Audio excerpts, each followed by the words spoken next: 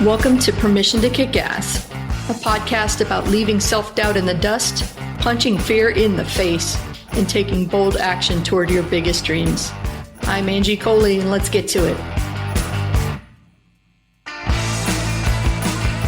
Hey, and welcome back to Permission to Kick Ass. With me today is my new friend, Fabienne Raphael. Can you say hi? Yeah, I can say hi. Hi. Will you tell us a little bit about yourself and what you do? Yes. So, I'm Fabienne Raphael. I'm a former elite athlete in handball, a former home stager, and a former physical therapist turned online business coach for former elite and pro athletes and high achievers. And I help them monetize their knowledge so they can become their own boss and create and build their coaching empire online, changing lives, like changing their own.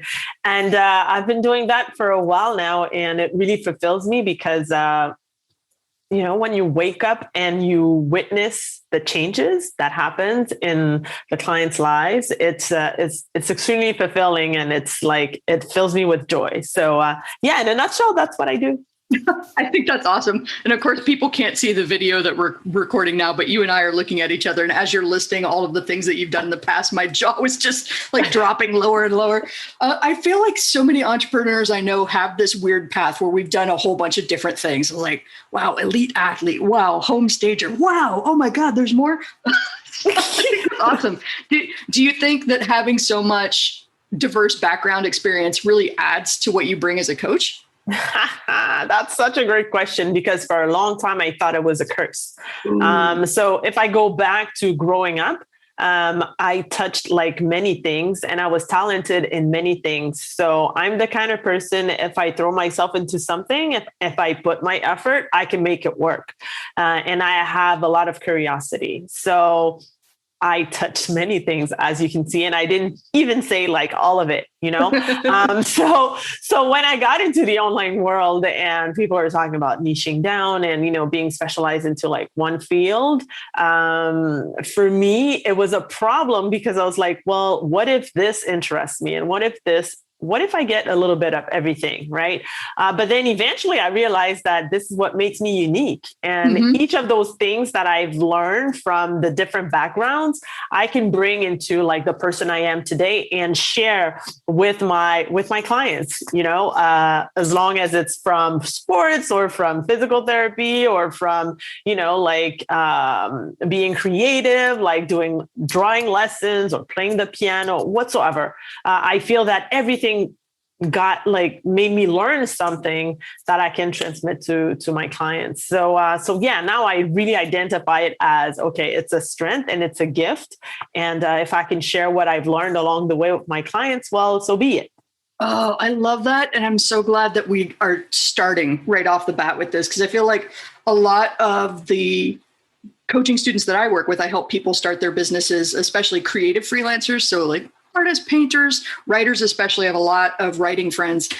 When they come to me with a background like yours or like mine, I picked up trash. I've been a firefighter, been lots of weird things before I came to writing. They always see that as some sort of stone around their neck.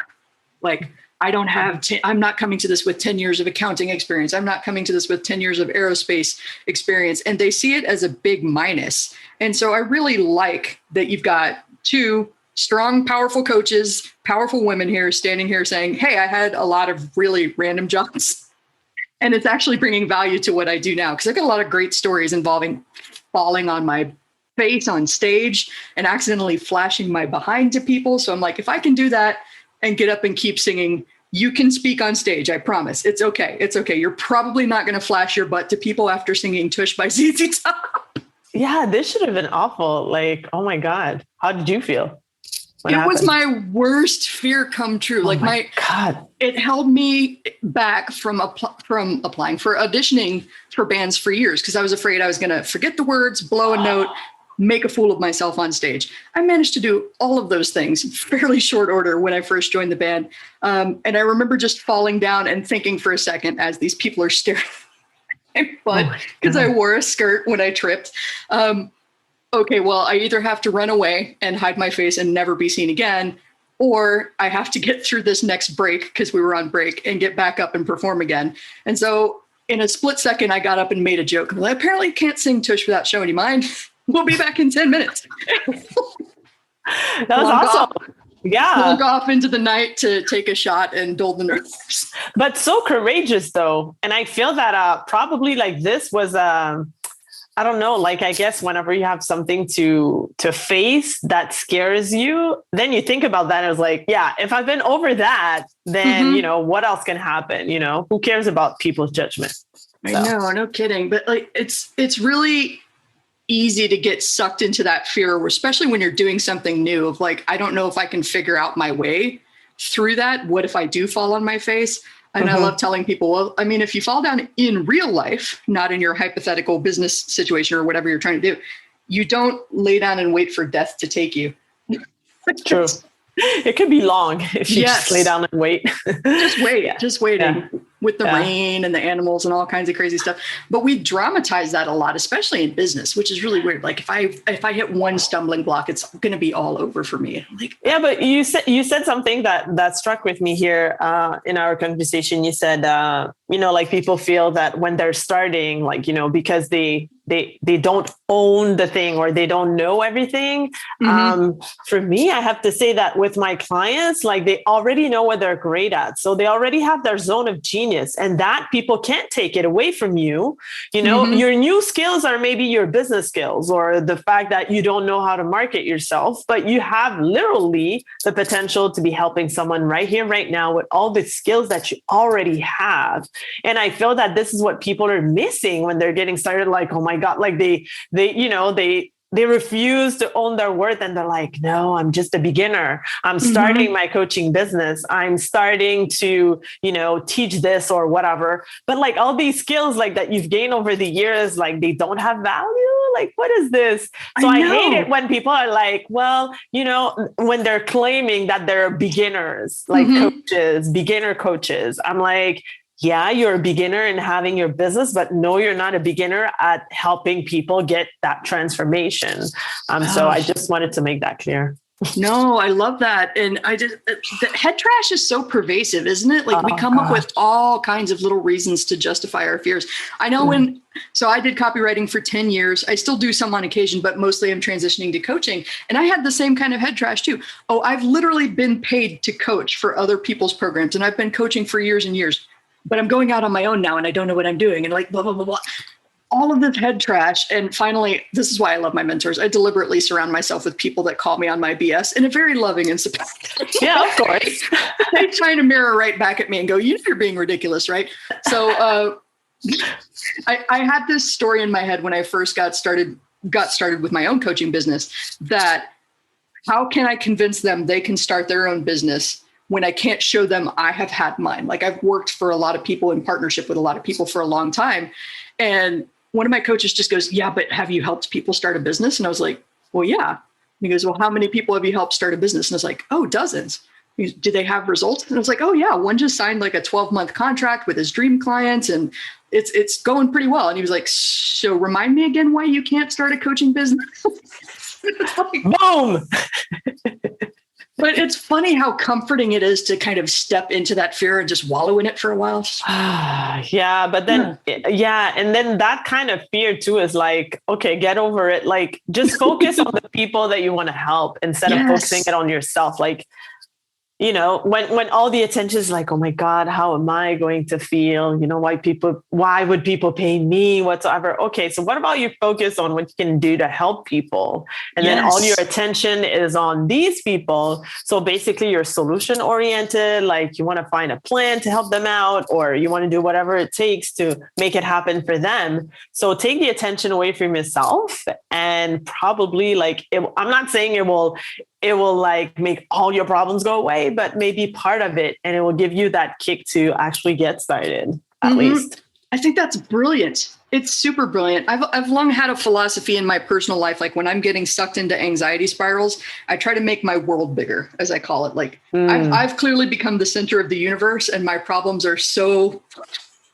large that I can't see a way around them. So I need to get out of my center of the universe experience and like go out into the big world. And usually fairly quick order, I get that perspective that reminds me, I'm probably not even going to remember this moment in 5 years. So why am I freaking out about this now? And it gets me unstuck and gets me going. But this is why I love coaching so much too, because there are so many people that can just give you such brilliant perspective.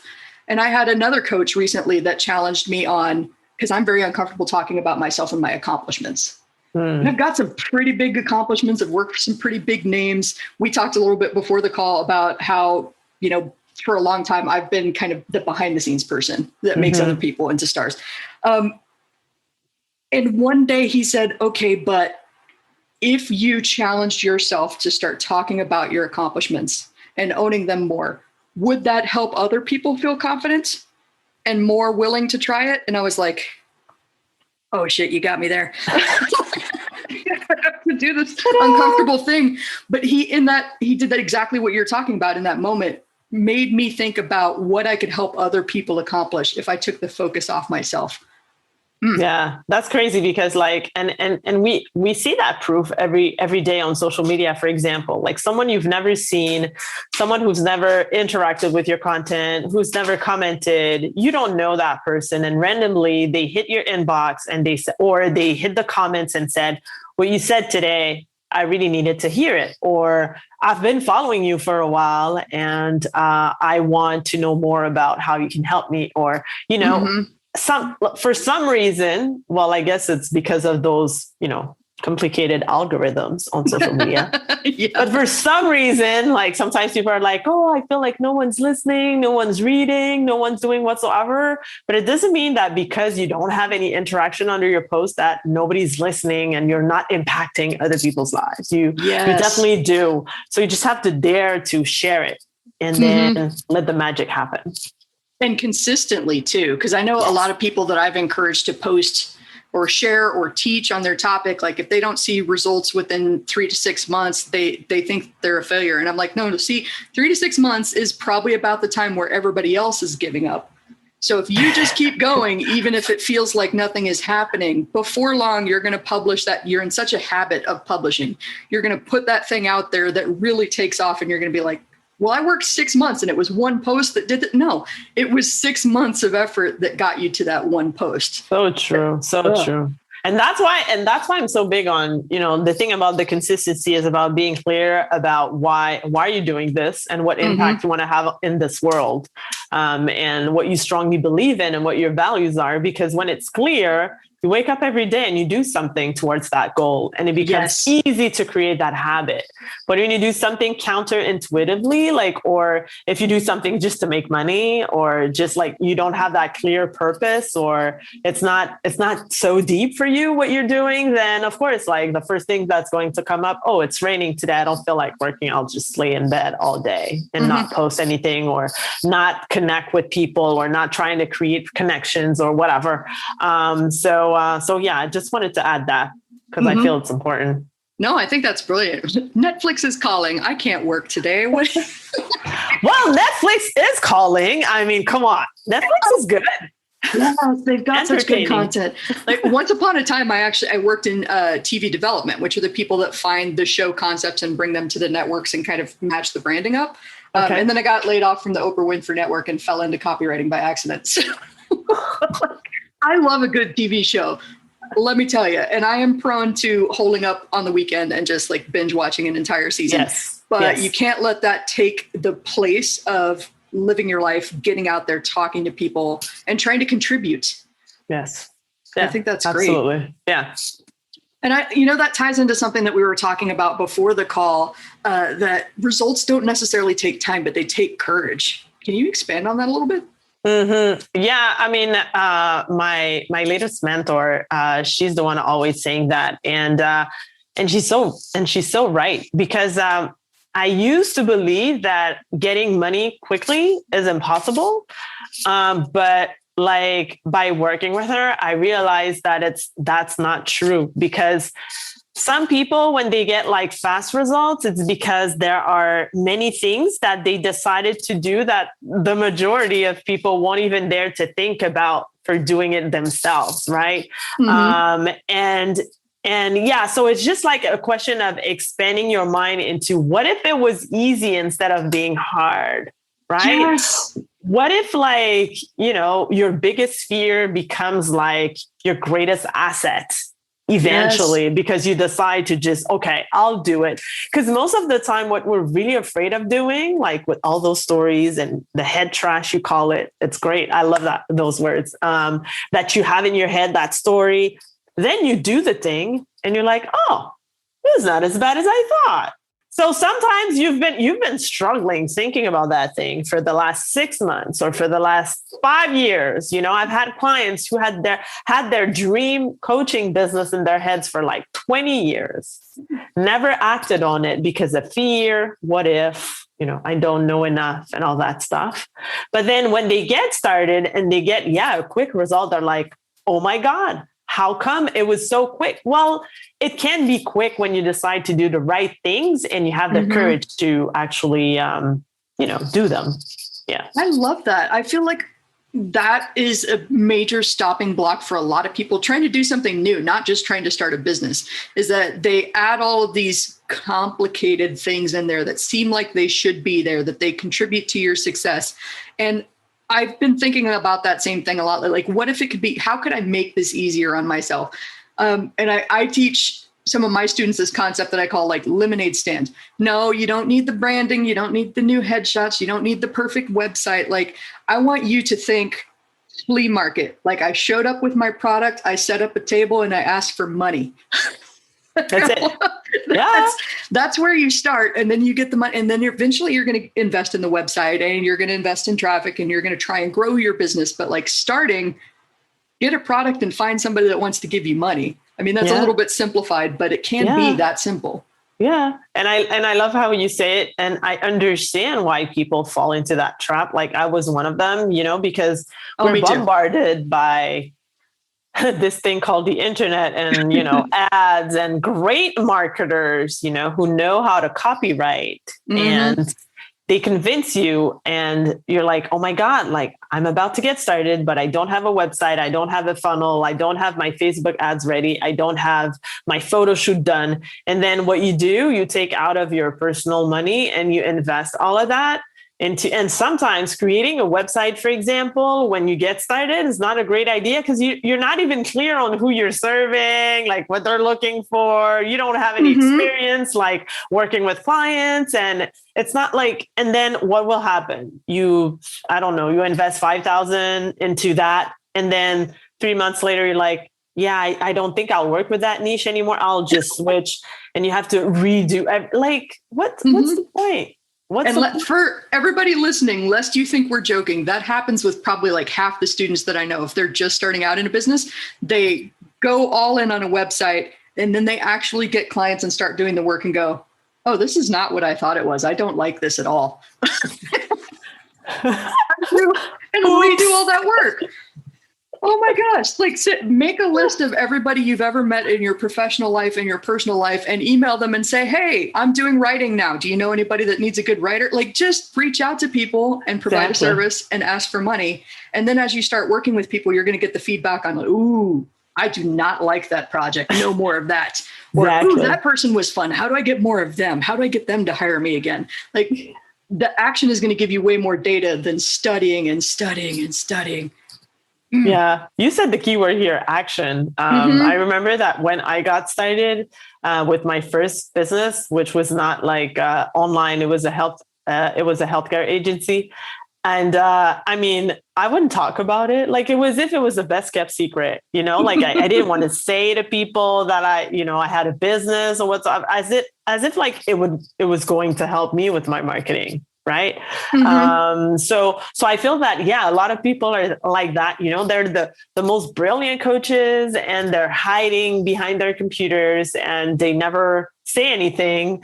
They're quiet. They could become multi-six-figure owners or millionaires, but because they don't share anything, then nobody knows about it. And it's just a lost talent, expertise, zone of genius whatsoever. And then after that, well, they say it doesn't work, Yeah, that, you said something else before the call that I wrote down because I wanted to make sure that we talked about that. And I think this ties in perfectly to that it's selfish to stay hidden. Yeah, it is. It's definitely. it hit me right in the gut, and I instantly got it and was like, yes, because I struggle with that too. And I think at some point that's a little bit of a kind of a majority culture narrative that's floating out there. Like, you keep your head down, you work really hard, people notice how hard you're working, and then they go to bat for you, and then they go advertise your thing. And that's how these things take off. Like, no, at first you're going to be the one out there shouting into the void going, can I help you? No. Okay, fine. Thank you. Thank you. Can I help you? Okay. Hey, I'll work with you. Yes. I don't know.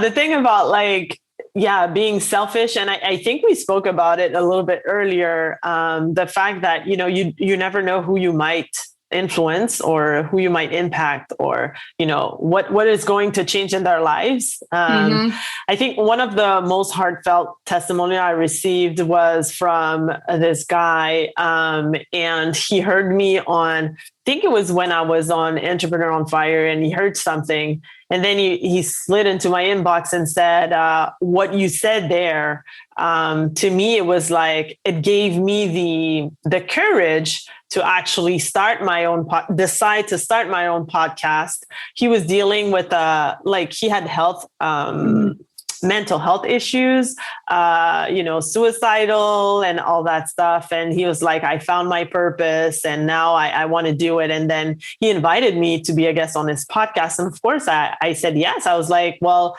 because of something I said, I don't even remember what it was. It was something very simple for me, but it was a life change for him, even though I didn't know him before, and he had the courage to express it to me also. So I was very grateful for that too, because he communicated it with me. So what I always tell my clients is that whenever someone communicates with you like that, or they post something in the comments under your post, and you screen capture it and you have that folder.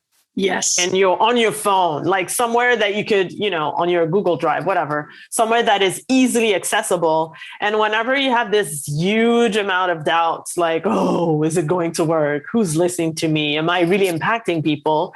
You go back to that folder and read all these comments, and receive all the love and the impact you're making on other people's lives. And you're like, oh, I'm not that bad. Oh, okay. It seems that, I'm doing something that's meaningful, right? So yeah, I call it data. Yes. Data. Yeah. Keep that data and go back to it regularly, because this is what, and sometimes even someone like myself, even if I've been in business for more than 10 years, I have those moments where I'm like, yeah, yes, really, am I really doing making a difference in this world? Am I really helping someone today? And I go back to that folder, and then I'm all energized, and I'm like, no, yeah, this is why I keep doing what I'm doing. And I just go on. I love that. I think I jokingly refer to that as rebalancing the pendulum, because we tend to swing way toward negative, and we need to add the balance. We need to add the extra positive to offset all of that negative. And I've kept, I call it a kudos file. I've kept a kudos file for years. And I even know that there was a big name guru in the internet marketing space that I worked with who had a whole Slack channel dedicated to love and kudos. And so the whole team was basically trained to go grab screenshots and testimonials that people were posting online about this product. And I know for a fact that he would go into there and regularly read that and be like, okay, yes, I am making a difference. So yeah, that's crazy, right? You're just starting out, or you're a 8-figure business and you're doing pretty well for yourself. These same doubts pop up at every single level. Yes. Just new and different problems. So And tying back to what we were talking about earlier with somebody who's been following you, if you're out there consistently sharing your stuff, they've been following you for a while, but they never said anything. I would almost bet that person that had the courage to reach out to you and say something represents probably at least a dozen more that never said a thing. Yeah. But just continued to live their life with that altered perspective, and it made a big difference, even if they weren't really aware of it. So just because they aren't saying anything doesn't mean it's not happening. No. That's so true. Yeah. And I feel that it's part of our mission in this world. We all have stuff to share, and we all learn from each other. So, when you go on and you share your stuff, then of course people are going to receive it. And the ones that feel that they relate with your message, then they'll receive it more and they'll tend to follow you a little bit more. But I feel like, it all starts with you saying something though. Yes. Or else I don't know. It's it's a loss. You have to put it out there. Yeah. And then, to tie it into what you were talking about yourself and not staying hidden. I know one thing that I really struggled with for a long time was asking for help.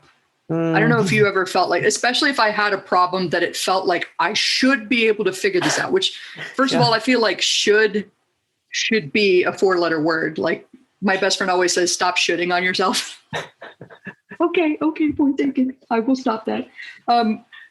It frustrates me. Yeah, I get that. I mean, sometimes I'm still like that, but then I have to remind myself and snap out of it. Like, so now I have way more self-awareness.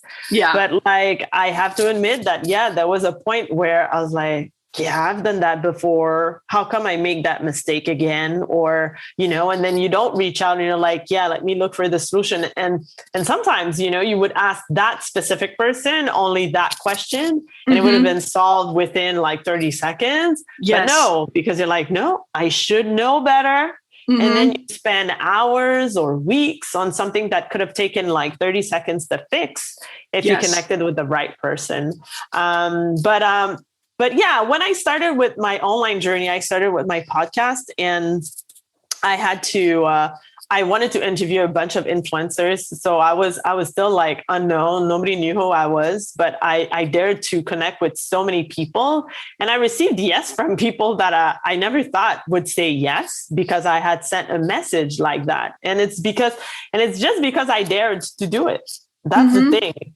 And I feel that just that experience though, like really shaped me into, not being scared of asking anyone anything. And I'm not saying taking advantage of someone because that's different. Like if I meet you for the first time, I'm like, hey, Angie, give me that. I mean, you don't know me. I don't know you. And then I'm like, I know you have this.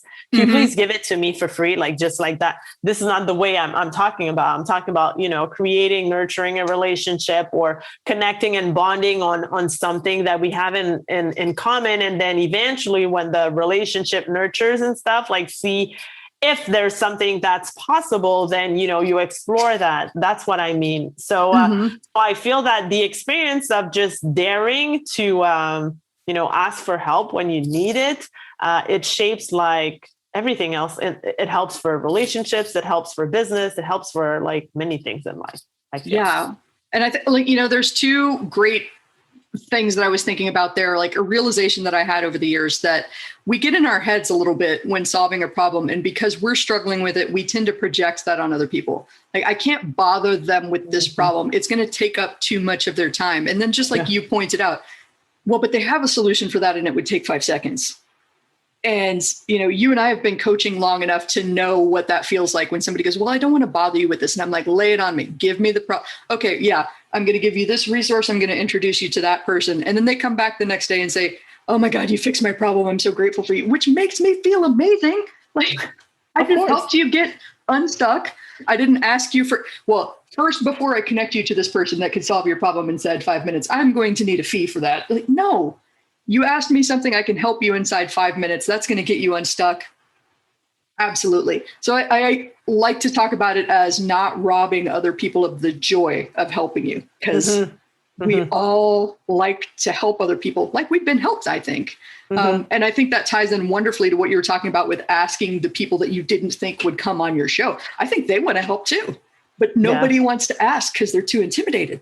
Yeah, so true. So true. And like, for example, like the first feature I got on Forbes, it was just about a year after I started my podcast. And it was out of a guest that I invited on my podcast. And we had a conversation. And then I was like, oh, what if we co-write an article on Forbes? Because I knew she was a contributor and she accepted. And at that time, it wasn't even clear like who I was going to serve or, what I was doing. I was still trying to figure it out. But for some reason, I was on Forbes and Mm-hmm. It's because I dared to ask, and also because I kept that relationship going with that person. I didn't just ask like that. Before that, there were a few occasions where I offered support, or I commented on something that she wrote, or I followed her work and all that stuff. So yeah, things can happen if we do it in the right way. No human being like to be taken advantage of. Mm-hmm. And I'm glad you said that too, because I think there's a lot of confusion in the beginning side of entrepreneurship about this concept of value. Like, I need to add value. And a lot of us, I think, and 'cause I fell into this trap too. So I'm definitely talking about beginner Angie, thinking that I have to come up with some unique, brilliant insight that nobody else ever thought of before. I can't say the same thing anybody else has said, because that's not valuable. Like, I have to be brilliant. And then I realized at one point, like, there's value in me helping somebody with that 5-minute problem that it took me next to no time to solve. There's value in sitting with somebody at the bar outside of an event and just trading crazy stories and bonding. Like, that's a value too, because even though we're not talking business and we're not doing anything and no money is trading hands or anything like that, that conference is more enjoyable. It's less stressful. Everybody's guard is relaxing a little bit because we're just having fun. And that actually occurred to me once at a conference when I was at a bar. A bunch of us had, and I drink, but I know a lot of people that don't drink. So, whether you drink or not, no judgment. We're at a bar, we're having some drinks, and we started playing this card game. And at some point in the middle of the card game, I went, this is business? I like business. I want to do more of this. Like, this is way less hard than everything I was doing before, trying to do my website and figuring out the paid traffic and what's my right offer. Like, I'm at the bar playing cards, having a drink with friends, and then they call me a couple days later and say, so, hey, I had a great time at the conference. I'm back. I'm settled. Let's talk business. What? Yeah. And this is, I think this is hard to believe when we get started, because we feel, as you said, that we have to sound different, but there are many of us sharing exactly the same stuff. Yes. And we don't have the same audience. Because my personality and yours are different, and we're not going to attract the same type of clients, and it's okay. And the fact that you said, you go and have a drink and play cards with people, and then eventually, like, they come back for business, is like they bond with the human side of you, and then they're like, oh my God, I love that person. Yes. I like what she stands for. I like her values. We share that in common. So you connected on something else than just business, and that's why a lot of people feel so attacked, and they should feel attacked when your first interaction is buy my product, go to my website, or join my Facebook group, when I haven't even, spoken to you or gotten to know you. So yeah. When it's all about me, like, hey, you, nice to meet you. And now about me. Exactly. Yeah. Oh, I feel like that's what's happening with all of the, the business card droppers. I'm sure you've been to a meeting where that happens. Yeah. Like, local chamber of commerce is particularly bad about that. I almost feel like these guys have a competition to just, like, see how many cards they can pass out at the end of the night. And I'm like, well, that's going in the trash. You are. Oops. Going to use this to start a bonfire later, because I have like, the second I leave, because we haven't actually engaged whatsoever, I don't remember who you are from all of the other people that handed me a business card. I don't remember how you can help me. So if I just look at your card and go, well, I don't need a realtor right now, like, bye. Okay. That's it. Like, that was your one shot at getting my attention, and now I don't remember you. That's kind of dramatized, but, like, it's so easy to create relationships, and yet that seems to be the thing that we avoid most in business. Like, we can't be people. Yeah, that's true. That's true. You can absolutely be people in business. Like, I know, well, I was showing you my tattoos before, because I have these tiny little tattoos in fonts that are in French on my wrists. And I remember when I first got these a couple decades ago, my dad was like, well, that's it. You're not going to be able to get a job now. And the interesting thing was, most people, first of all, don't even realize they're tattoos. They think I'm wearing like a bracelet or something, unless I happen to be leaning and they see the words. And then when they see the words and they realize, well, it's a word and I kind of know what that is, but I don't, is that another language? It starts a conversation. And interestingly enough, my visible tattoos that my dad said would make sure that nobody ever hired me again wound up being a connection point for me and other people. Which, I'm not saying go tattoo yourself as a means to start conversations if that's not who you are. But like, it was important to me when I was younger because I have these words and they say basically respect, truth, hope, and honor. And I have them facing me to remind me who I want to be. And then, like you said, when they connect, we talk, they discover that that's a value I hold so important that I permanently inked it on my body. Yeah. They love that about me. Yes. Whereas other people are going to be like, well, she says ass too much. I can't work with that. Well, okay. It's cool. Okay. Yeah. There are people out there that never, ever swear, and they will be happy to help you. I'm going to drop all of the F-bombs because sometimes fuck is just the right word. Sometimes it is. Oh gosh. So you've been warned. Yes. So you've been warned. I've had past guests pop up on the show and they will say the word and then go, oh, is it all right to swear? And I'm like, the show is called Permission to Kick Ass, guys. It's totally fine. Gosh. Oh man. I'm loving this so much. I could talk about this all day. I think we're going to book up a follow-up call, if that's all right with you. Okay. And tell us a little bit more about how to find you online. Yes. So it's easy. It's my name, FabienneRaphael.com. Oh, fantastic. I'll make sure that they have a clickable link in the show notes. Okay. And yes, thank you so much for being on the show. I had so much fun. Yeah, me too. Actually, I'm ready for part 2. Ready for part 2. We're going to hang up right now. And we're going to book part 2, guaranteed. All right. Thank you so much for being on the show. It was my pleasure. Thank you for inviting me. So that is it. Another awesome episode of Permission to Kick Ass on the books. If you want to know more about the show, if you want to know more about me, Angie Coley, and the mission I'm on to help entrepreneurs punch fear in the face and do big, bold things, then head on over to permissiontokickass.com. That is all one word together, permissiontokickass.com.